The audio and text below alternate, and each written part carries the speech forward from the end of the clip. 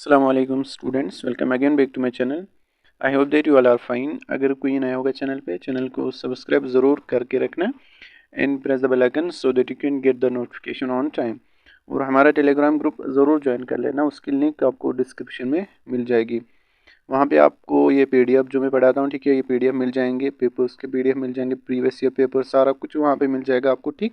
तो ज़रूर आप ज्वाइन करके रखना। और आपको जो भी डाउट रिगार्डिंग एनी एग्जामिनेशन या रिगार्डिंग बीएससी नर्सिंग या पैरामेडिकल टेक्नोलॉजी कोर्सेज के बारे में जो भी पूछना होगा तो वहाँ पे आप बता सकते हैं, पूछ सकते हैं, ठीक।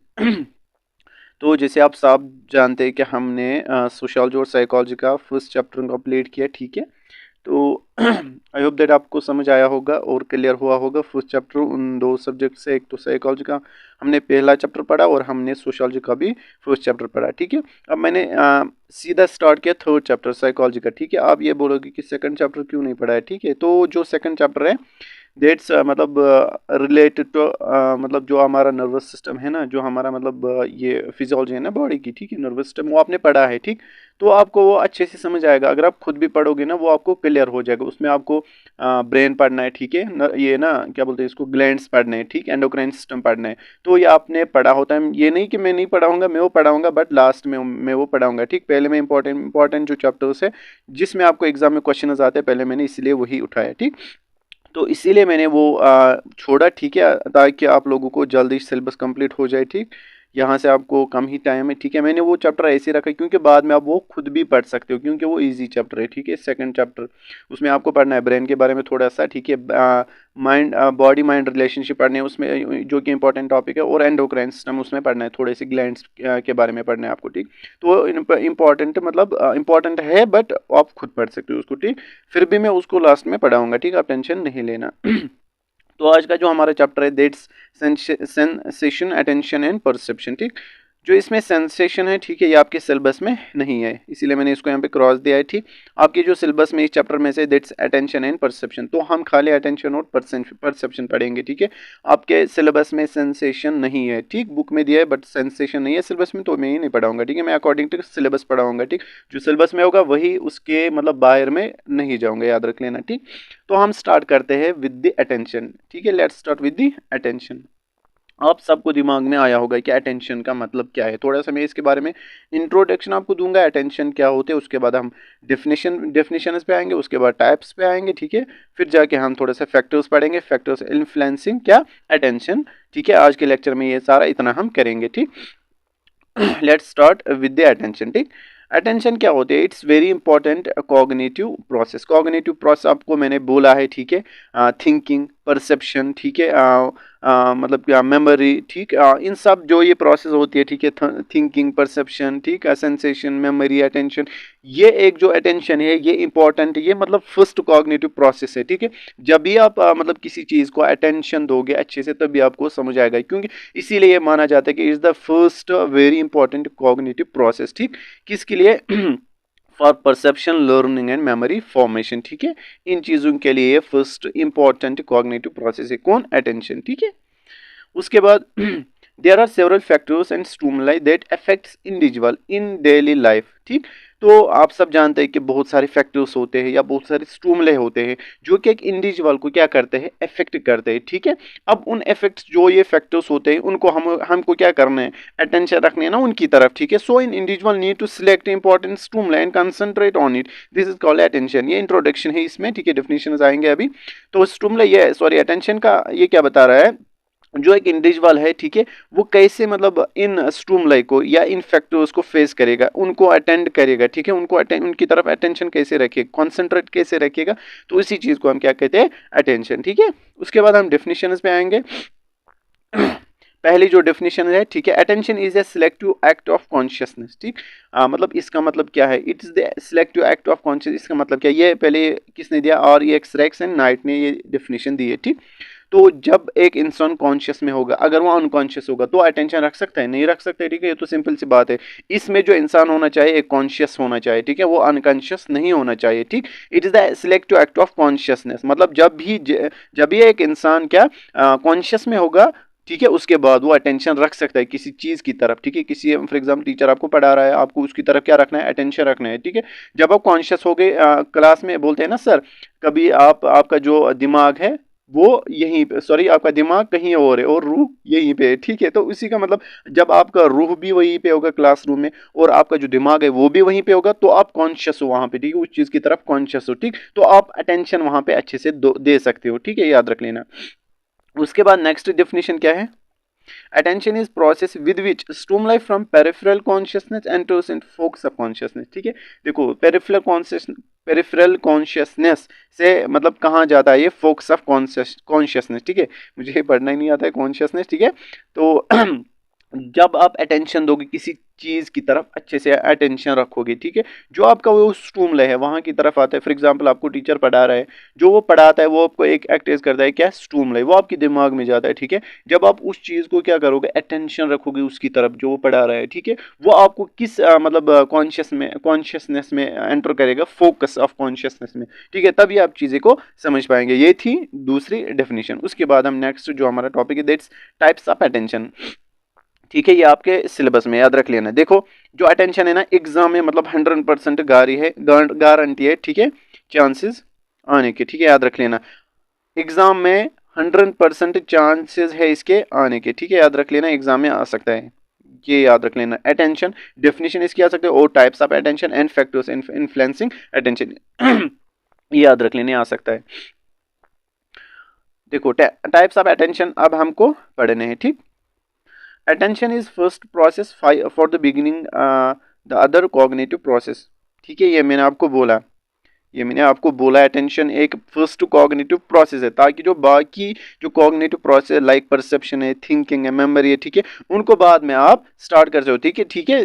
जब आप अटेंशन मतलब जब आपकी अटेंशन अच्छी होगी, उसके बाद आपका जो परसेप्शन वो भी अच्छा होगा, आपकी जो थिंकिंग है वो भी अच्छी होगी, आपकी जो मेमोरी फिर उसके बाद काम करेगी ना, मेमोरी वो भी अच्छा करेगी, ठीक है। जब आप फॉर एग्जाम्पल अटेंशन अच्छे से रखोगे किसी चीज़ की तरफ, उसके बाद आप परसेप्ट उसको अच्छे से कर पाओगे, उसके बाद सोचने लगोगे उसके बारे में अच्छे से, जब आपको समझ आएगा तभी तो समझ ये ना सोचने लगोगे ना, उसके बाद आपकी मेमोरी, जब आप मतलब उसको अच्छे से सोचोगे, ठीक है, तो आपका दिमाग जल्दी उसका रिजल्ट निकल पाएगा, ठीक है।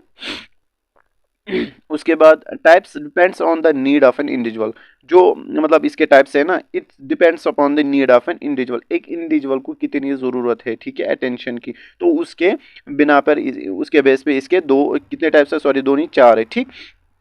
पहला जो है दैट सस्टेनड अटेंशन, सस्टेनड मतलब आपको मतलब दिमाग में आया होगा, सस्टेनड किसी चीज़ की तरफ फोकस रखना, एक ही चीज़ की तरफ फोकस रखना, ठीक है, उसी को कहते हैं सस्टेनड अटेंशन। इसको हम पढ़ते हैं, it's the ability to focus on one specific task for long time without being distracted, ठीक है, ये आपको समझ आया होगा, किसी एक चीज, एक स्पेसिफिक टास्क, एक चीज की तरफ क्या रखना, अटेंशन, फोकस रखना, ठीक है, कितने टाइम तक, बहुत मतलब बहुत ज्यादा टाइम तक, ठीक है, विदाउट बीइंग डिस्ट्रैक्टेड, ताकि मतलब जो बाग की है ना, फॉर एग्जांपल जब आप किसी एक चीज की तरफ अटेंशन मतलब बहुत ज्यादा रखोगे, तो बाग की जो मतलब डिस्ट्रैक्ट, अगर कोई आपको डिस्ट्रैक्ट करेगा तो आप नहीं हो जाओगे, क्योंकि आपको एक ही स्पेसिफिक चीज की तरफ क्या है, अटेंशन। फॉर एग्जाम्पल यहाँ पे मैंने दिया है लिसनिंग ए लेक्चर, एक लेक्चर आप देख रहे हो, ठीक है, या सॉरी सुन रहे हो, या रीडिंग ए बुक, आप एक बुक पढ़ रहे हो, ठीक है, जब आपका अटेंशन ठीक होगा, ठीक है, उसी बुक की तरफ, तो उस वाले अटेंशन को क्या कहते हैं, सस्टेनेड अटेंशन, ठीक। उसके बाद next attention that's selective attention, sorry that's selective attention, ठीक है। अब हम सिलेक्टिव अटेंशन को पढ़ते हैं। Selective attention it's the ability to focus only one aspect, देखो सिलेक्टिव मतलब आपने एक सिलेक्ट एक करना है, ठीक है, एक ही चीज की तरफ क्या करना है, एक ही एस्पेक्ट की तरफ क्या करना है, फोकस करना है, ठीक है, of environment while ignoring the other aspects, मतलब आपको एक ही जो एस्पेक्ट है उसकी तरफ क्या करना है, अटेंशन रखनी है, जो बाकी जो एस्पेक्ट्स है उनको इग्नोर करना है, ठीक है, उस वाले अटेंशन को क्या कहते हैं, सिलेक्टिव अटेंशन। एग्जाम्पल मैंने यहाँ पे दिया है, in a loud party focusing attention on one person wife, देखो एक पार्टी चल रही है, वहां पे एक मतलब पर्सन क्या सिंगिंग कर रहा है, वो सॉन्ग गा रहा है, ठीक है, तो उसकी जो वॉइस आपको अटेंशन मतलब ले रही है, ठीक है, जो आप उसकी जो वॉइस उसको मतलब उसकी जो वॉइस है ना वो आपकी तरफ खींच रही है, ठीक है, तो आपको उसी एक पर्सन की तरफ क्या है, अटेंशन है, तो आप उसी एक पर्सन के जो वॉइस है ना उसकी तरफ क्या कर रहे हो, फोकस कर रहे हो, ठीक है। तो इसका मतलब क्या हुआ, आप बाकियों को क्या कर रहे हो, बाकियों को क्या कर रहे हो, इग्नोर कर रहे हो ना, क्योंकि आप एक ही इंसान की तरफ, एक ही पर्सन की तरफ क्या कर रहे हो, अटेंशन कर रहे हो। ठीक है, इस वाले अटेंशन को क्या कहते हैं, सिलेक्टिव अटेंशन। ठीक, उसके बाद next, that's alternating attention. Alternating मतलब पहले एक पे, फिर दूसरे पे, फिर तीसरे पे, फिर वापस आया। ठीक है, फिर पहले पे आया। ठीक है, इसी तरह इसी को कहते हैं alternating. It's the ability to focus back and forth between tasks that require different cognitive demands. देखो फॉर एग्जाम्पल, आप पहले पढ़ रहे थे, ठीक, उसी वक्त किसी मतलब किसी ने यहाँ से बुक दिया आपको, बोला कि ये वाला पढ़ो। ठीक है, आपने फिर मतलब आपने कौन सी बुक पढ़ी, उसके बाद दूसरी बुक पढ़ी, इसकी एग्जांपल दे रहा हूँ। उसके बाद जब आपने दूसरी बुक खत्म कंप्लीट किया, उसके बाद वापस आए, बैक एंड फोर्थ वापस आए, पहले जो आप पढ़ रहे थे उसको पढ़ना स्टार्ट किया, उसको क्या कहते हैं, अल्टरनेटिंग अटेंशन। ठीक,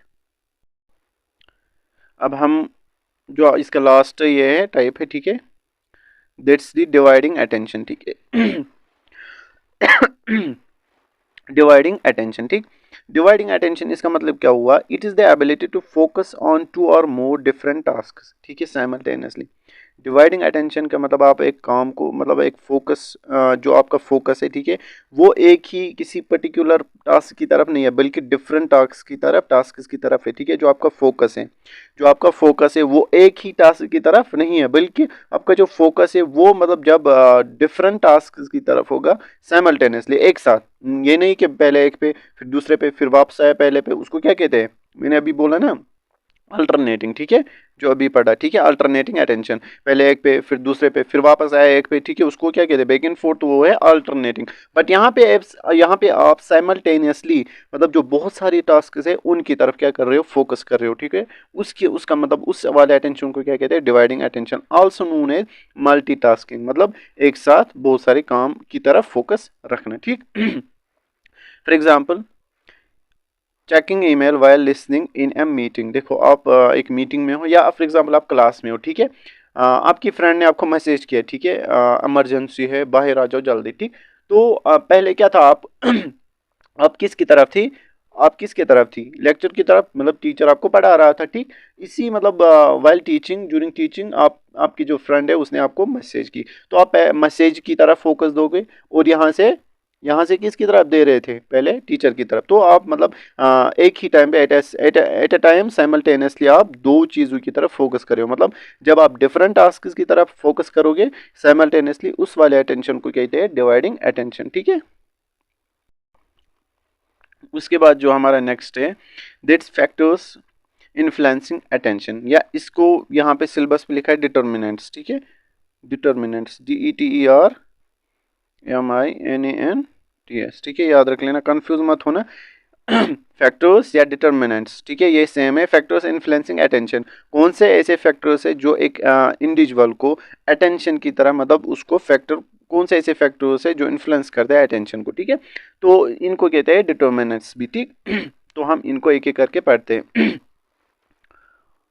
There are various factors that can influence attention। ठीक, factors are classified into two types. जो फैक्टर्स है ना, जो इन्फ्लुएंस करते हैं एक इंसान के अटेंशन को, ठीक है, उनको हमने कितने कितने टाइप्स में क्लासिफाई किया है, दो टाइप्स में। ठीक, एक है एक्सटर्नल ऑब्जेक्टिव, दूसरा क्या है, इंटरनल सब्जेक्टिव। ठीक, एक्सटर्नल मतलब जो आपका बाहर वाला, फॉर एग्जांपल आपको टीचर पढ़ा रहे हैं, ठीक, वो क्या है, वो है एक एक्सटर्नल या ऑब्जेक्टिव, क्या, ऑब्जेक्टिव फैक्टर। ठीक है, फॉर एग्जांपल आपको टीचर अच्छे से नहीं पढ़ा रहा है, उसकी वॉइस लो है, ठीक, तो आप अटेंशन नहीं रख पाओगे। मैं अभी एक एक करके आपको बताऊंगा। ठीक, मैं आपको अभी मिसाल दे रहा हूँ। टीचर क्या है, वो एक्सटर्नल या ऑब्जेक्टिव फैक्टर। जो आप खुद हो वो इंटरनल या सब्जेक्टिव। ठीक है, फॉर एग्जांपल आपका जो मूड है वो नहीं है, ठीक है, आपका जो कॉन्शियसनेस है वो ठीक नहीं है, तो आप अच्छे से नहीं अटेंड कर पाओगे। ठीक, तो यही दो फैक्टर्स है, that's external and internal, that influence the attention of an individual. ठीक है, तो हम अब एक एक करके इनको पढ़ते हैं। ठीक, पहले हम पढ़ेंगे एक्सटर्नल या ऑब्जेक्टिव फैक्टर्स। ठीक है,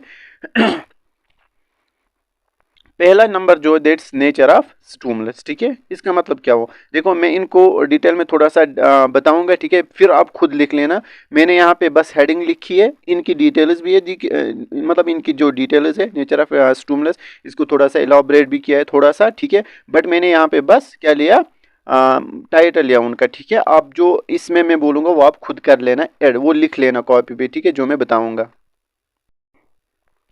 देखो यहाँ पे पहला क्या है, नेचर ऑफ स्टूमुलस, ठीक, नेचर ऑफ स्टूमुलस, इसको मैं आपको आपको समझाता हूँ। देखो all types of stimuli they are not able to focus attention, मतलब सारे जो टाइप्स होते हैं ना स्टूमुलाई के, वो सारे एक ही अटेंशन नहीं कर पाते इंसान को, ठीक है। फॉर एग्जाम्पल मैं एक मिसाल देता हूँ आपको। फॉर एग्जाम्पल आप एक पिक्चर देख रहे हो आप एक पिक्चर देख रहे हो, ठीक, मेरा जो सेहत है ना ठीक है, इसलिए आई एम सो सॉरी।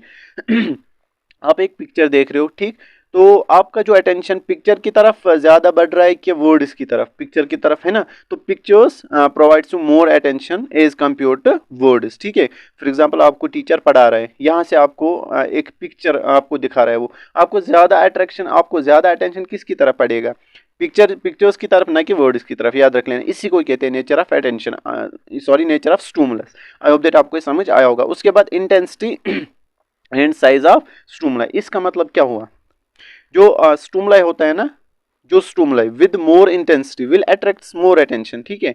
जो आपको आपका जो स्टूमुलाई होगा, ठीक है, आपका जो स्टूमुलाई दिया जाएगा, ठीक, अगर उसकी इंटेंसिटी ज्यादा होगी, ठीक, तो वो आपकी तरह, वो मतलब आपका जो अटेंशन ज्यादा हो जाएगा उसकी तरफ, ठीक है। ये तो सिंपल सी बात है, आप सब जानते हैं, ठीक।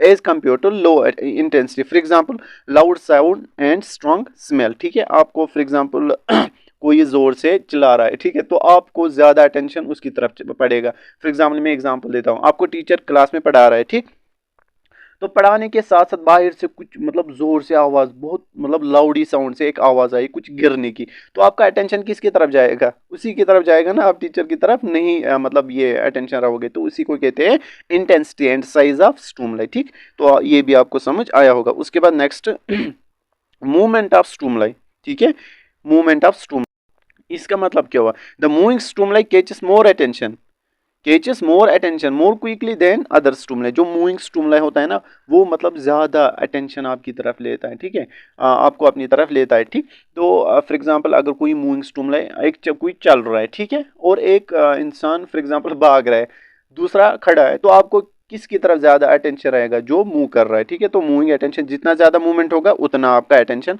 ज्यादा हो जाएगा, ठीक है। ये था मूवमेंट ऑफ स्टूमुलस। उसके बाद location and isolation, location and isolation.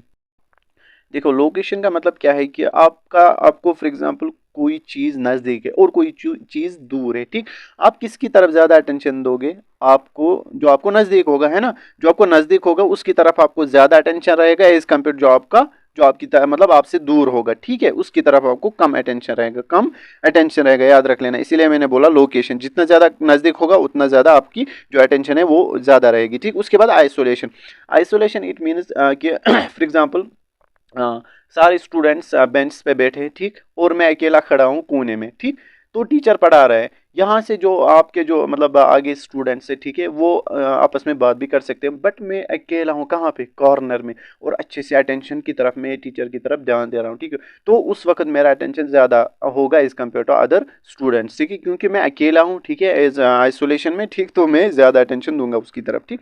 तो आइसोलेशन भी इस मतलब इस पे इफेक्ट, इस पे मतलब इसकी वजह से इफेक्ट पड़ सकता है, किस पे, अटेंशन पे, ठीक है।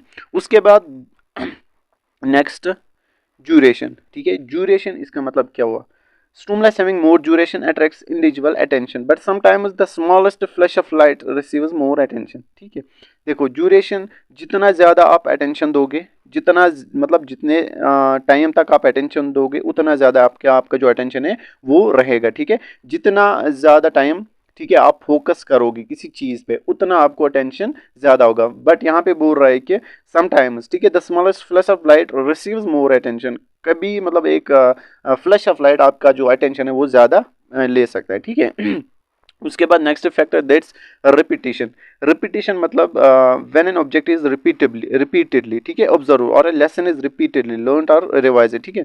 जब आप एक चीज़ जितना ज़्यादा रिपीट करोगे, फॉर एग्जांपल आप एक लेसन पढ़ रहे हो, ठीक, अभी हम ये पढ़ रहे हैं अटेंशन, ठीक, जितना ज़्यादा आप इसको रिपीट करोगे उतना आपको फोकस बढ़ेगा इसकी तरफ, उतना आप अटेंशन ज़्यादा रहोगे इसकी तरफ, आप बोलोगे हाँ हमने कहीं पे पढ़ा है, तो अब जाके आप ज़्यादा अटेंशन रहोगे उसकी तरफ। तो जो रिपीटेशन है ये भी एक फैक्टर है that influences an individual's attention, ठीक है।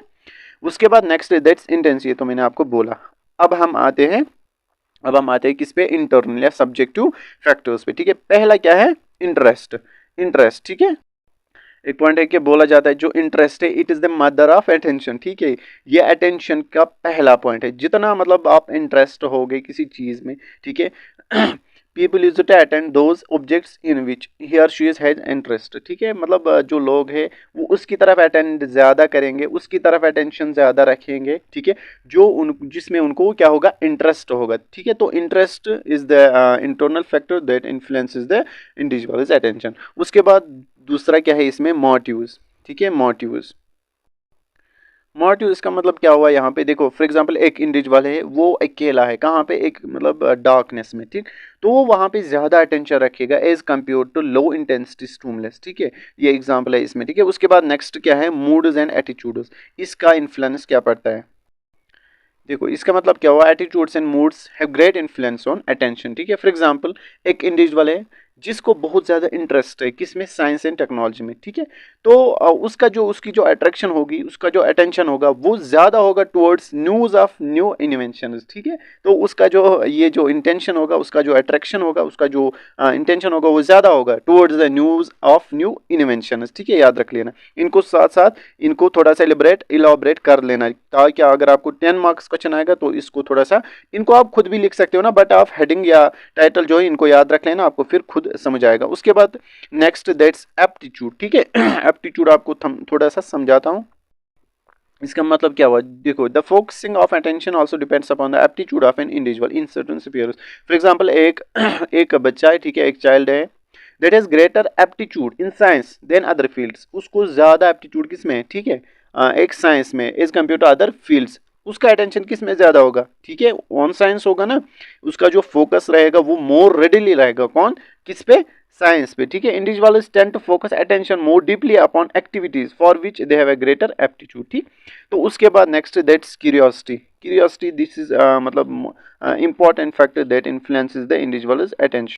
देखो हर एक इंडिविजुअल को क्यूरियोसिटी होती है to become familiar with any new object. ठीक है, जो जो भी मतलब कोई नया ऑब्जेक्ट होगा उसके साथ वो फेमिलियर बनना चाहता है, उसके लिए उसको उसको बहुत सारी क्यूरियोसिटी है। तो यही क्यूरियोसिटी इसको एक इंडिविजुअल को उस चीज़ की, उस नए ऑब्जेक्ट की तरफ क्या रखता है। ठीक है, वो फिर अटेंशन उसकी तरफ क्या रखता है, ज़्यादा रखता है। ठीक है, तो क्यूरियोसिटी इज द मतलब another factor that influences an individual's attention. उसके बाद नेक्स्ट क्या है, एम। ठीक, तो फॉर एग्जांपल किसी को बनना है डॉक्टर। ठीक, तो अगर उसको कोई बोलेगा कि डॉक्टर के मतलब डॉक्टर ट्रेनिंग कैसी करनी है, मतलब डॉक्टर के बारे में कुछ भी बोलेगा, ठीक है, ऐसा वैसा करना है उसमें, तो उस मतलब अगर जो उसका एम होगा वो उसकी तरफ ज़्यादा अटेंशन रहेगा। ठीक है, तो as compare to other fields. ठीक, उसके बाद हैबिट। हैबिट क्या है, इसका मतलब हुआ फॉर एग्जांपल अगर सॉरी, अगर कोई इंडिविजुअल इसको मतलब वो क्रिकेट खेल रहा है, ठीक है, तो क्रिकेट जो होते हैं ना उनको हैबिट होता है। ठीक है, तो वो उसकी तरफ ज़्यादा अटेंशन देते हैं। ठीक, तो उनको पता होता है कि क्या होता है, क्या नहीं करना है, क्या करना है। ठीक, तो उसकी तरफ वो ज़्यादा अटेंशन देता है। तो हैबिट भी एक ऐसा फैक्टर है जो कि एक इंडिविजुअल के जो अटेंशन होती है उसको क्या करता है, इफेक्ट करता है। ठीक है, उसके बाद next that's past experience in meaning. ठीक है, आपको समझ आया होगा पास्ट एक्सपीरियंस और मीनिंग भी। ठीक, तो आई थिंक यहाँ तक आपको ये सारा समझ आया होगा। ठीक है, इतना मुझे उम्मीद है। तो नेक्स्ट जो हमारा लेक्चर है वो कल होगा। ठीक है, उसमें हम पढ़ेंगे थोड़ा सा अटेंशन हमने पढ़ा। ठीक है, इसके जो अभी ड्यूरेशन एंड डिग्री पढ़ना है, ठीक है, अटेंशन के, उसके बाद कंप्लीट होगा। उसके बाद नेक्स्ट जो हमारा टॉपिक है दैट्स परसेप्शन। ठीक है, वो हम कल के लेक्चर में कंप्लीट करेंगे। तो कल ये थर्ड चैप्टर हमारा कंप्लीट हो जाएगा इंशाल्लाह। ठीक है, मिलते हैं नेक्स्ट वीडियो में, तब तक के लिए अल्लाह हाफिज़।